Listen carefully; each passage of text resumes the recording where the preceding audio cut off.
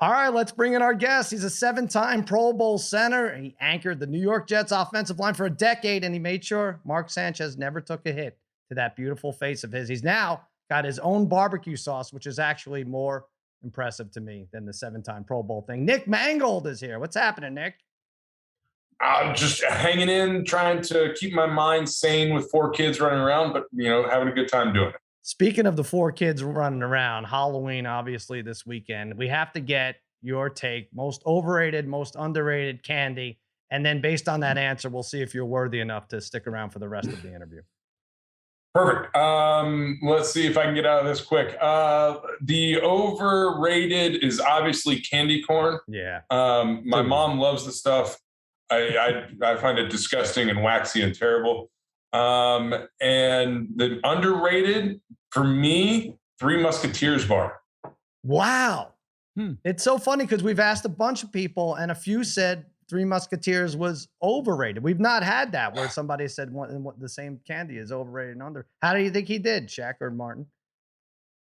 Candy corn's pretty good, overrated, I think. Yeah. But it's also, I wonder just where the rating of candy corn is for it to be overrated or underrated. I don't think people have a very high opinion. People talk, the fact that people talk about it is just insane to me. Like you say, your mom eats it. How much can you eat of it is the other thing, right? Like after I don't understand. Although I will say we got some like gourmet ones sent to us, and it actually wasn't that bad. I think it's only overrated because it's always, around Halloween. Like, if you're going to have candy and you're going to have a bowl out, everyone's like, oh, well, we have to put out, candy corn because that's Halloween. Like, it's just so ingrained in the holiday. That is what makes it overrated because nobody likes it. Right. The worst decision in the history of candy in my book is by the Jolly Rancher lab. They had a delicious flavor in peach and they decided to kick it to the curb and replace it with grape. A terrible choice. Nick Mangold, though, we're talking holiday food. What is the best holiday for food? You got, July 4th or, the summer holidays, you grill out, you eat pie, barbecue. Thanksgiving, obviously, eat the turkey, the stuffing. Christmas time, a ham. He knows. He's probably experienced a lot of these holidays. I'm just going through them so he doesn't forget one. Okay. Excuse me for being a nice host. I'm not foreign, so I understand all of these holidays. I feel like for me, we do unconventional Christmas. So that has to be on the back burner because I think we're just a little different there. It comes down to 4th of July and Thanksgiving. And I give the edge to Thanksgiving because Thanksgiving is only about 2 things, a parade and food. 4th of July, you have everything. You have, it's summer, beach, pool, barbecue, fireworks, bonfires. There's a lot going on. But when you get to Thanksgiving, it is watching the Macy's parade and eating food. So what about football? You forgot football. Yeah, but you're required to watch the Detroit Lions. That's a punishment. That's one game. You get that out of the way. That's a good point. Maybe that's the one they're going to win this year. Yeah, it could be. Really, they have a shot. That's one of their. If they don't get bet by the Eagles, that could be it. Hey, what'd you take away from the Thursday night game, other than maybe never bet against Aaron Rodgers again? I took the fact that I fell asleep and woke up to the fact that I had placed my bet on the Green Bay Packers money line on Monday, and that I ride with Aaron Rodgers no matter what. And then when I went back and saw the highlights and realized how close I was to maybe missing that, if they had kicked a field goal, gone to overtime, maybe it wouldn't have worked out.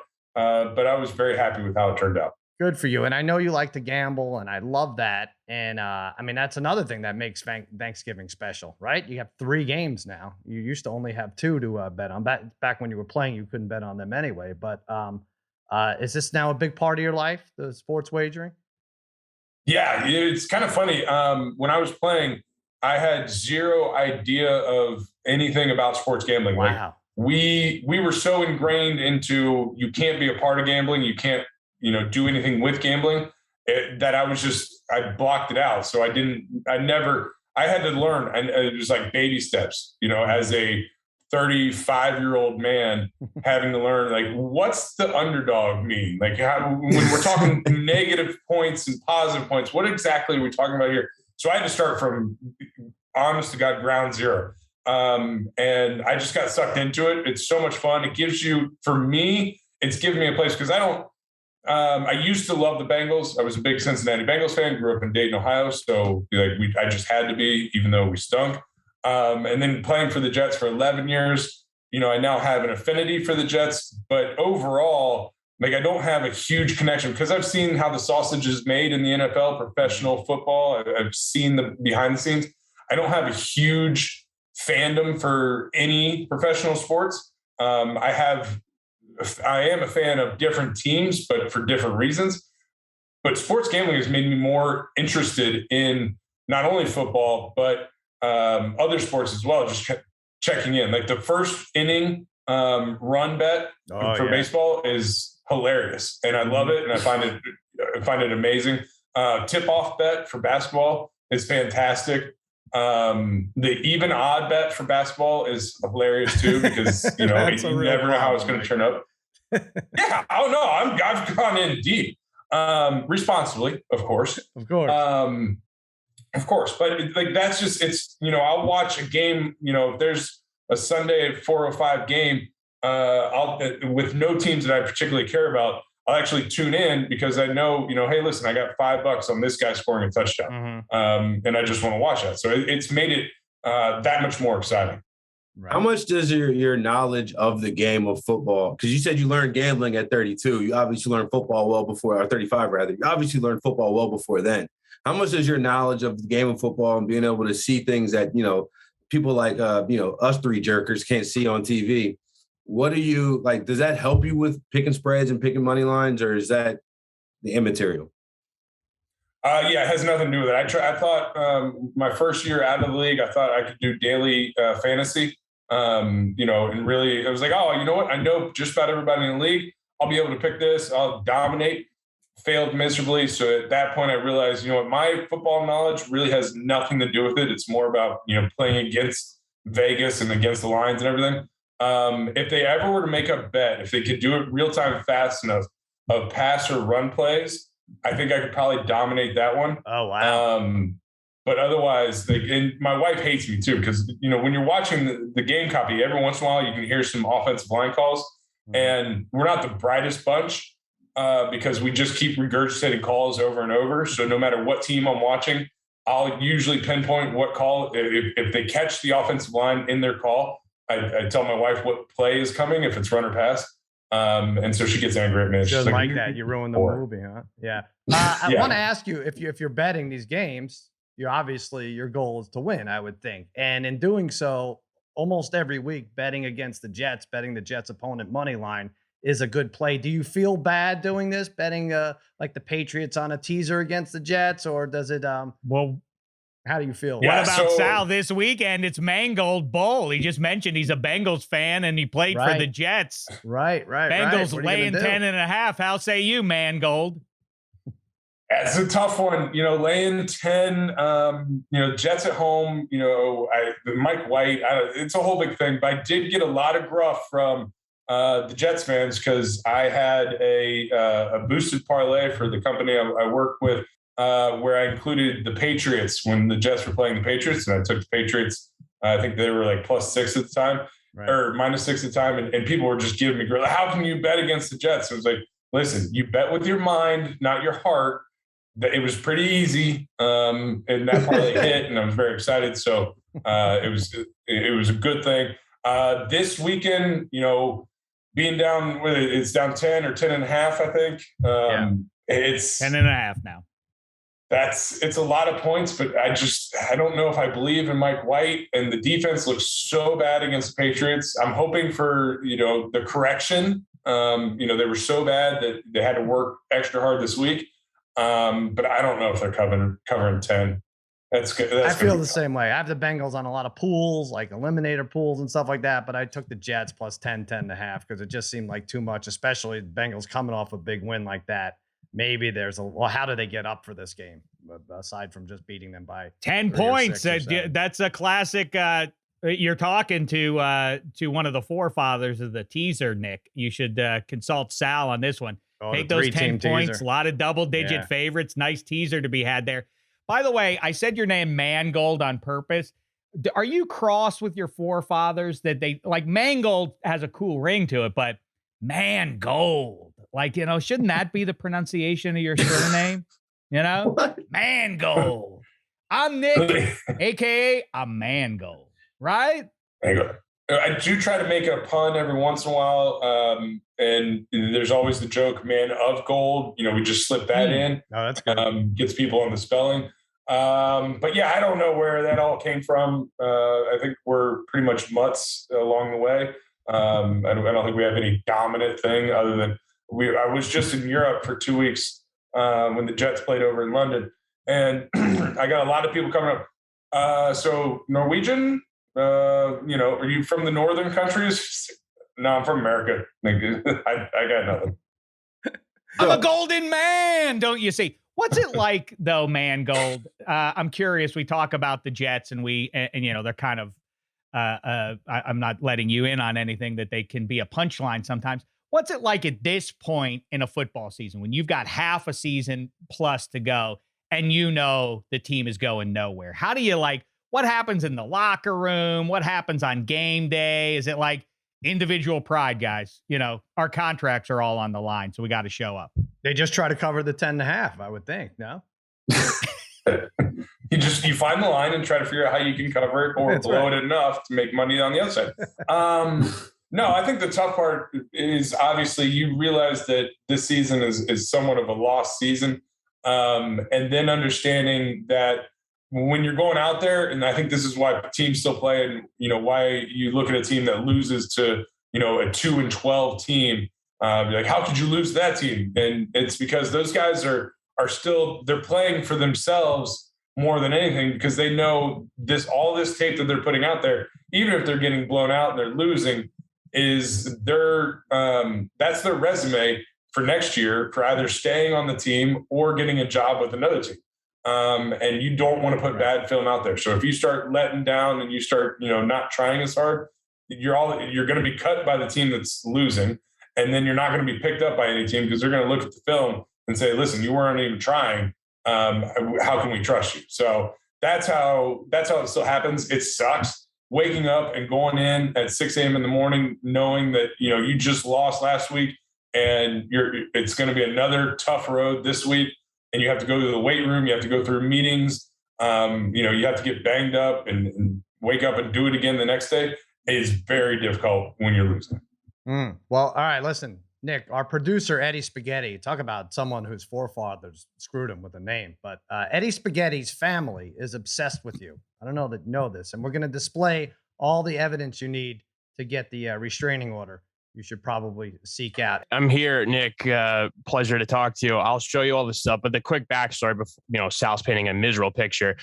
So you were drafted in the first round by the Jets in 06. We were lucky enough to have season tickets. My brother and my brother played football. I was in high school. He was in junior high. And you came to the Jets. You were playing center. He was playing center. And just so happened that, like, through a few events, like, we've met you, you signed some stuff. My brother then wore 74 in high school and then tried to wear it again when he played at Marist. So you've been a big part of his upbringing. But I could share the screen and show you some really good pictures and merch we have. Here we go. Here we got a signed picture here. We got your Ohio State jersey there. Love it. This is a pic of you and my dad, and I believe it was a 9/11 event. So he was very appreciative of that. You and my brother, another signed picture. We have a signed cleat right here from you from the Jets. And you and you also signed a picture and wrote a note to my brother too when he was playing in high school here wearing the 74. He signed your brother's picture? Now I'm confused. I guess you brought it to something. I don't know. So that's that's all the my brother latched on. He latched on to Nick at an early age. Like, he was in 6th, 7th, 8th grade playing Pee Wee football, and he watched 8 Sundays out of the year. He was watching Nick play. Nick was the best. Yeah, arguably the best center in the league for a very long stretch. So he latched on. So the Murphy family is the Spaghetti family is quite appreciative of Nick and those great Jets teams. He's speechless. I appreciate him. Love it. I don't care what you say. I don't need the Nick Mangold slander. Thank you very much. There you go. That's I'm right. not slandering. Nick, in fact, you're, in close quarters, a pugilist of sorts. Eddie Spaghetti contends that he could beat up, what's his name from the Jose Astros? Altuve. Jose Altuve. Little guy, Spaghetti 6'2". As you saw, he wore his best sleeveless sweatshirt to speak with you today. Do you think a random schnook who's 6'2", about 230, could beat up a professional athlete the size of Jose Altuve? Oh, that's a tough question. We get into this a lot. And actually, I got into it with a buddy of mine. He always thought he could take any animal. So we'd have these huge arguments on whether he could take like a grizzly bear, a gorilla. Like we had all these conversations. But I think in general, I think a professional, I don't know. I don't think so. I'm going to say no. Wow. Spaghetti. Oh, he's tossing all the memorabilia in the your shoe just got thrown out the window. Cut back to Spaghetti. Got a bonfire of Mangold stuff. That stuff's priceless. Hang on to it. Spaghetti, his big reasoning was he's heavier and from Staten Island. Those were his two selling points on why he could beat up. I mean, I don't know too many people that admit that they're from Staten Island, but sure, it's fine. Oh, no. Oh, no. I love it. Never meet your hero, Spaghetti. Nick. Hey, Mangold. Oh, go ahead, Jack. One more. I was just going to add real quick, Ohio State. I love that 18.5 that they're giving to Penn State. How say you? I'm a homer as well, so I'm biased, but I don't think Penn State has an offense. Somehow Ohio State has figured out defense, thank God, and their offense is unbelievable. When you look at their offensive line, they're gigantic, and 18 points seems ridiculous. I've already had the bet placed. I'm rolling with it, so I'm looking forward to Saturday. Listen, I sat through that miserable Penn State game, and I'm an idiot because I had them on a money line parlay with 7 teams. Of course, the other 6 came in, and that 9 overtime, not only was the longest game, it was so miserable to just watch two teams that really didn't look like they wanted to win. And I'm backing Clifford. It'd be easy for me to spite bet them here, right? Against them. But Clifford seems a little healthier. I think they lose by like 14, 18.5 is just so many. But then you're right. You guys are averaging like 54 over the last month. So maybe it's a stay away. James Franklin says, hey, I'm fiercely loyal to Penn State, but there are a lot of moving parts. I don't even know what that means as an explanation for why you're not considering USC. It's a weird thing. It's a mess in Penn State now after that game. Nick and I are on the right side of history here. Ohio State rolls in that one. Nick you can write it down. Nick is definitely on the right side of history with the 74 barbecue. At first, when I read it, I'm like, oh my God, he owns 74 barbecue joints. I was like, I'm so proud of this guy. But it's actually the signature line of barbecue sauces. We see the artwork in the background. We'll show it on the internet.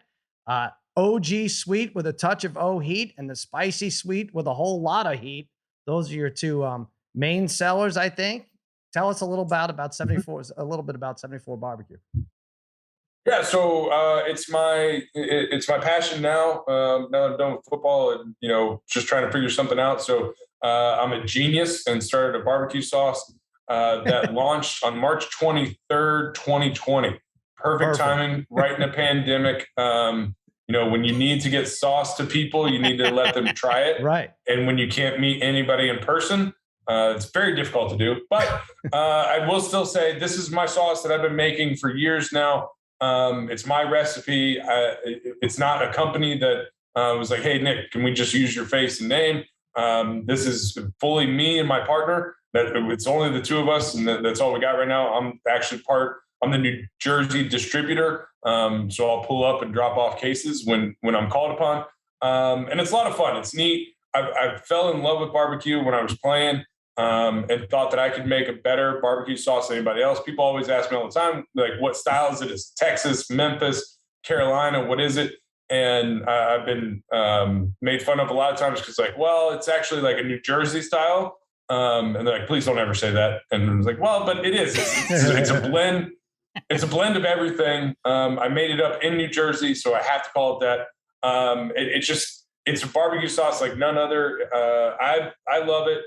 And truth be told, I just started it so I would have cases available, so I wouldn't have to keep making batches of it for myself. And then, selling it is also kind of nice. But it's a lot of fun. And right now I have the OG and the spicy out. Those are, I have 4 kids. I want to have 4 sauces. That's my goal. Oh, nice. I have the 2 out already. I have 2 in research and development right now. The other side of it too is that we also are involved with Answer the Call. It's a charitable donation here in New York City that deals with families of fallen first responders. And it's been a great charity. I've been with them for many years. So now this is a way to give back a little bit of money. So some part of the proceeds of each bottle sold goes to them. And so it's neat, and it gives me something to do and gives me a reason to leave the house and leave my 4 kids. So that way I can go sell some sauce. I love it. I'm going to order some 74 barbecue. Now, how does it, if you dip a Three Musketeer in there, is it, would you advise against that, or anything works? No, I mean, listen, it goes on anything. My neighbor is actually funny. He loves it. And so I drop a couple of bottles off to him every once in a while. And the one that got me is he was using the spicy sauce. He goes, yeah, listen, I love it so much. We had some leftover pasta, just plain noodles. Oh, I just put it on the noodles, and it was fantastic. I was like, all right, well, good. I'm glad you enjoy it. I've definitely done that before in tougher times. And I'm not saying that, I don't know about your neighbor or anything, but in tougher times, I would put barbecue sauce on spaghetti. I'm not a fan of ketchup, but barbecue sauce on spaghetti was a thing that I would do often. I haven't tried that. I think that's I need to try it. Yeah, makes sense. As long as it doesn't taste like your used cleat, you're on the right side. Only thing, if you're dropping off boxes, I'm a little worried if you go up to a certain house in Staten Island that there might be some sizable guys in there saying like, hey, can you help us push the crate into the back of the van here? And I don't want you getting silenced to the lambs, Mangold. I don't want you winding up in some hole in the basement somewhere in Staten Island. Be careful with yourself. Yeah, you have 4 kids, for God's sake. I know, safety first. All right.